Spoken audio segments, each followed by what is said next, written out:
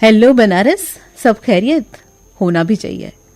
मैं हूँ मस्त व्यस्त और गर्मी के मारे पस्त। आई एम श्योर आप भी होंगे। बनारस क्लाइमेट का ऐसा मूड स्विंग हुआ है कि सावन के इस खूबसूरत महीने में बारिश का नामो निशान ही नहीं। कौन कहेगा कि ये बारिश सावन का महीना है? इतनी ह्यूमिडिटी के साथ साथ गर्मी की, बाप रे बाप। ऊपर वाले से अच्छी बारिश के लिए प्रे करते हुए ऑप्टिमिस्टिक थॉट्स के साथ जानते हैं लॉ ऑफ अट्रैक्शन के बारे में। कई रिसर्चर्स और ग्रेट पोएट विलियम शेक्सपियर और पेंटर लियोनार्डो दा विंची ने बताया है कि हमारे दिमाग में मैग्नेटिक पावर होता है, जिस वजह से हम उन चीज़ों की तरफ अट्रैक्ट होते हैं जैसा हम सोचते हैं। इस बात को अपनी बुक में द सीक्रेट में राइटर रोंडा बर्न ने लिखा है। समय अगर मिले तो ये बुक जरूर पढ़िएगा। बनारस, हमारा ब्रेन जो दिन भर सोचता है या अधूरी रह गई कोई बात हो तो रात को वो सपना बनकर आती है। लॉ ऑफ अट्रैक्शन का नियम है कि ये अच्छे को भी अट्रैक्ट करता है और बुरे को भी। तो हम अपनी थॉट्स पर ध्यान दें कि किस तरह के आते हैं दिन भर में हमारे विचार। अगर अपने आने जाने वाले विचारों को नोटिस करना शुरू कर देंगे तो देखिएगा मैजिक। हमारे सोच विचार सच में बदलने लग जाते हैं। हमारे कुछ भी सोचने की आदत में बदलाव आने लगता है। रिसर्चर्स ने कहा है कि हमारे दिमाग में दिन भर में करीबन 60,000 थॉट्स आते हैं, जिसमें हर तरह के इमोशंस होते हैं। अगर ध्यान देंगे अपने विचारों पर तो वो ही सोच या विचार हावी होने लगते हैं, जिसको हम इम्पोर्टेंस देंगे। तो बनारस, जब ब्रेन सोच विचार का इतना बड़ा खेल है जो कि हमारे स्टेट ऑफ माइंड को इतना अफेक्ट कर सकता है, तो क्यों ना ऑप्टिमिस्टिक यानी आशावादी रहें, जिससे कम से कम हम अपनी एक जंग जो खुद से हो रही होती मोस्ट ऑफ द टाइम, उस पर तो विक्ट्री पा सकते हैं।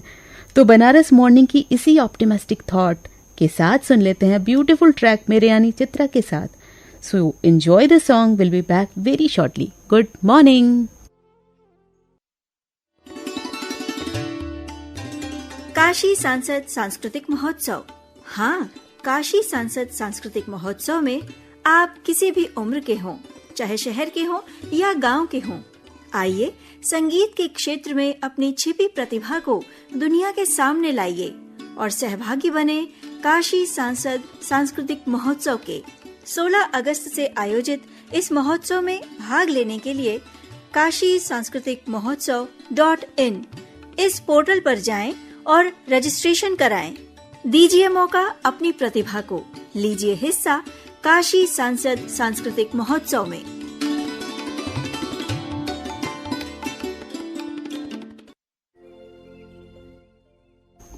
Welcome back Banaras. आप सुन रहे हैं बनारस का most favourite number 1 show good morning Banaras. आपकी अपनी रेडियो होस्ट चित्रा के साथ आज है 27 जुलाई 2023। सुबह के 7 बज चुके हैं और दिन है गुरुवार का। अपने गुरुओं को नमन करते हुए प्रोग्राम आगे बढ़ाते हैं और जानते हैं क्यों है आज का दिन खास। CRPF central reserve police force की स्थापना दिवस 27 जुलाई 1939 को क्राउन रिप्रेजेंटेटिव पुलिस के रूप में अस्तित्व में आया।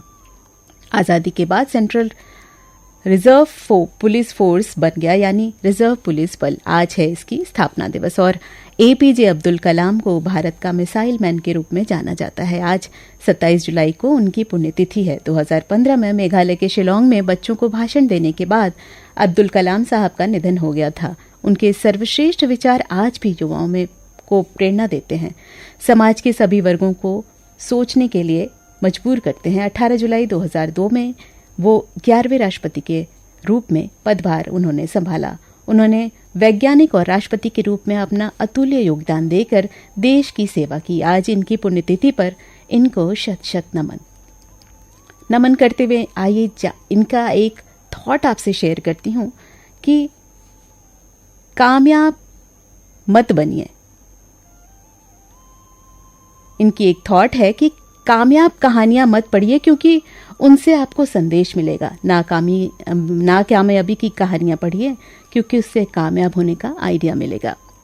तो इससे आगे बढ़ते हुए आप जान लेते हैं इतिहास में आज के दिन क्या कुछ घटा। आज के दिन 1982 में तत्कालिक प्रधानमंत्री इंदिरा गांधी की लगभग 11 साल में पहली बार इन्होंने अमेरिकी यात्रा की थी। आज के दिन 1987 में टाइटैनिक का मलबा खोजा गया था आज ही के दिन। 1994 में निशानेबाज जसपाल राणा ने विश्व शूटिंग चैंपियनशिप आज के दिन इन्होंने गोल्ड मेडल जीता था। 1996 में अमेरिका के जॉर्जिया के अटलांटा में ओलंपिक खेलों में रंगारंग कार्यक्रम के दौरान बम धमाका हुआ था आज ही के दिन। और 2006 में रूसी प्रक्षेपण यान ने पर जमीन पर गिर गया था।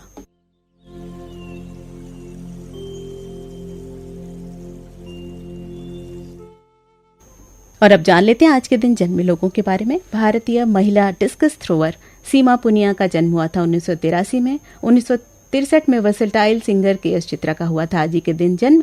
भारतीय मूल की फेमस राइटर भारती मुखर्जी 1940 में इनका हुआ था आज ही के दिन जन्म। और कल्पना दत्त का जन्म हुआ था 1913 में। अब जान लेते हैं किन दिग्गजों ने आज हमें अलविदा कहा। भारत विद्या से संबंधित विषयों के प्रख्यात विद्वान राजेंद्र लाल मिश्र ने 1991 में हमें अलविदा कहा। भारतीय एनवायरमेंटलिस्ट सलीम अली का निधन 1987 में आज के दिन हुआ था। 1992 में अभिनेता अमजद खान का निधन आज के दिन हुआ था। और भारत के जाने माने तबला वादक पंडित लच्छू महाराज जी का निधन 2016 में आज ही के दिन हुआ था। आप सभी को शत शत नमन। अब सेगमेंट में आगे चलते हैं और बताते हैं देश दुनिया अपने शहर बनारस में क्या कुछ घटा है आज के दिन। सबसे पहले मौसम की बात कर ले तो मानसूनी बादलों की बेरुखी के बीच उमस भरी चिपचिपी गर्मी लोगों को पसीने छुटा रही है। तीखी धूप व गर्म हवा सावन में जेठ का एहसास करा रही है। फोरकास्टर का अनुमान है कि अच्छी बारिश के लिए अभी और इंतजार करना पड़ सकता है। 28 से 31 जुलाई तक बारिश के संकेत मिल रहे हैं। वहीं किसान भी चिंतित हैं कि उनके सामने खेतों में रोपी गई या रोपी जा रही धान की नर्सरी बचाने की गंभीर चुनौती है। साथ ही साथ डायरिया, बुखार, खांसी की शिकायतें भी बढ़ रही हैं। तेज धूप के बीच बुधवार को मैक्सिमम 37.7 और मिनिमम 28.5 डिग्री सेल्सियस रिकॉर्ड दर्ज किया है, जो कि नॉर्मल से 2 से 3 डिग्री अधिक है।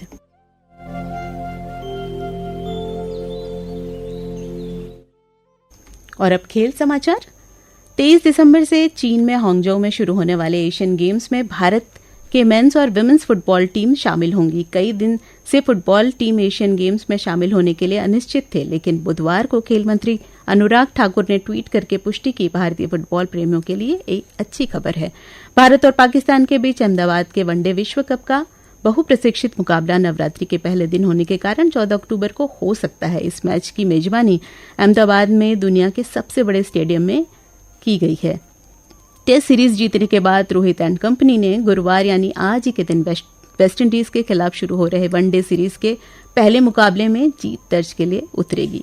प्रगति मैदान में बनाया गया भारत मंडप अब दुनिया भर में दिल्ली की शान बनेगा। ये ऑस्ट्रेलिया के फेमस ओपेरा हाउस में से भी काफी बड़ा है। इसमें बैठने की काफी कैपेसिटी है, साथ ही साथ अत्याधुनिक सुविधाएं भी है। भारत रक्षा के क्षेत्र में आत्मनिर्भर बनने की दिशा में एक बड़ा कदम उठा रहा है। भारत स्वदेशी जमीन पे हवा के मिसाइल को मार गिराने वाला एंटी मिसाइल डिफेंस सिस्टम विकसित कर रहा है। ये करीब 400 किलोमीटर की दूरी तक दुश्मन के लड़ाकू विमानों और मिसाइलों को मार गिराने में सक्षम है। अब बनारस की बात करें। मीरापुर बसें के खुशहाल नगर सेक्टर की विदुषी सिंह ने दिल्ली के तुगलकाबाद स्थित करनी सिंह शूटिंग रेंज में 46 से यूपी स्टेट चैंपियनशिप में 5 स्वर्ण पदक जीते हैं। यह प्रतियोगिता 18 से 26 जुलाई तक Uttar Pradesh state rifling association की ओर से आयोजित किया गया था।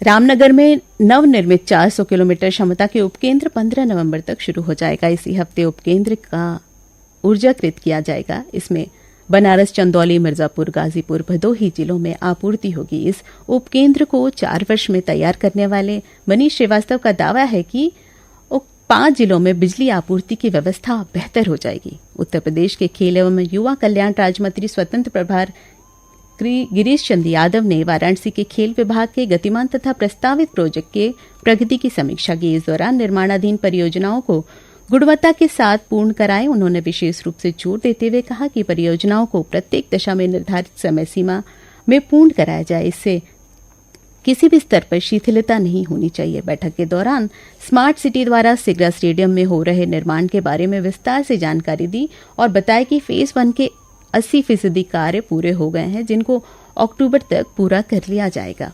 बीएचयू के भू विज्ञान विभाग के प्रोफेसर डॉक्टर अमेय कुमार सामिल को राष्ट्रीय युवा भू वैज्ञानिक पुरस्कार 2022 से सम्मानित किया गया है। सामल ओडिशा के रहने वाले हैं। राष्ट्रपति द्रौपदी मुर्मू ने राष्ट्रपति भवन में एक समारोह में डॉक्टर सामिल को पुरस्कार दिया।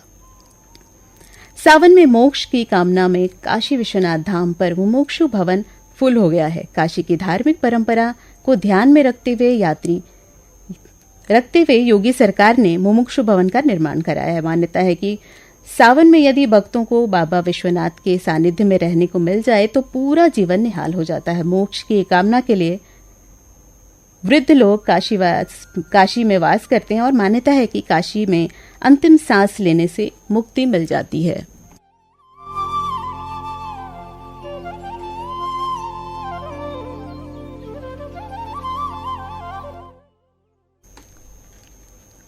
और बनारस पुरुषोत्तम मास में क्या कथा प्रचलित है, आइए आज आपसे साझा करते हैं। आज है गुरुवार। अपने इष्ट श्रीहरि को याद करते हुए आपको सुनाती हूं एक कथा। ब्रह्मा जी द्वारा रचित प्रकृति में जब 12 माह थे तो 13वें यानी अधिक मास की क्या आवश्यकता पड़ी। इस कथा के माध्यम से दैत्यराज हिरण्यकश्यप ने अमर होने के लिए कठोर तपस्या की। तपस्या से प्रसन्न होकर ब्रह्मा जी ने वर मांगने को कहा। उसने अमर होने की बात मांगी तो ब्रह्मा जी ने कहा कोई और वर मांगो, क्योंकि जो धरती पर आया है उसकी मृत्यु निश्चित है। हिरण्यकश्यप ने फिर कहा कि सुर असुर पशु पक्षी मनुष्य न मार पाए। वह दिन में न मरे न रात में मरे, न घर में मरे न बाहर, न पृथ्वी पर न आकाश में, न किसी युद्ध से न किसी शस्त्र अस्त्र से, न 12 मास में मरे और पूरे ब्रह्मांड में एक क्षत्र राजा कहलाए। तो ब्रह्मा जी ने मन चाहा वरदान उसको खुश होकर दे दिया। मन चाहा वर पाकर खुद को वो भगवान मानने लगा। जो उसको भगवान नहीं मानता था उसका वो वध कर देता था। उसका पुत्र प्रहलाद श्रीहरि का भक्त था। उसने अपने पुत्र को बहुत यातनाएं दी, लेकिन ना तो प्रहलाद ने श्रीहरि की भक्ति छोड़ी और न ही अपने पिता को भगवान माना। अंत में श्रीहरि ने ब्रह्मा जी के वरदान के अनुसार नरसिंह रूप में प्रकट होकर हिरण्यकश्यप का वध किया। इसके लिए उन्होंने 12 मास के अतिरिक्त 13वें मास के रूप में अधिक मास का निर्माण किया। नरसिंह के रूप न सुर न असुर न नर न पशु न ब्रह्मा जी की सृष्टि का अंग था। उस समय सांध्य वेला थी, यानी न दिन न रात। महल की चौखट पर लिटाकर वध किया। न महल में न बाहर और न युद्ध भी था। ये हिरण्यकश्यप का वध करने के उद्देश्य से बना 13वां मास अधिक मास कहलाया। 12 मास के हर मास के देवता हैं, लेकिन इस मास का कोई अधिपति नहीं। तो ऋषि मुनि श्री कृष्ण के पास गए तो श्रीहरि यानी श्री कृष्ण ने अधिमास को वरदान देते हुए कहा, आज से तुम्हारा स्वामी मैं हूं और तुम मेरे यानी पुरुषोत्तम मास नाम से जाने जाओगे। और तब से ये पुरुषोत्तम मास यानी अधिक मास हो गया। बनारस हमेशा की तरह बातें हैं ढेर सारी, लेकिन समय कम है। तो आज का गुड मॉर्निंग बनारस आपको कैसा लगा, फीडबैक दीजिएगा pkldAIR@gmail.com पर। सुबह 8:45 पर होगी एक बार फिर से मुलाकात मधुरिमा प्रोग्राम में और प्रादेशिक समाचार का सिलसिला जारी रहेगा सुबह 7:20 से। अगले प्रोग्राम के वादे के साथ चित्रा को दीजिए इजाजत। Till then stay optimistic, keep listening. आपकी वाणी आकाशवाणी।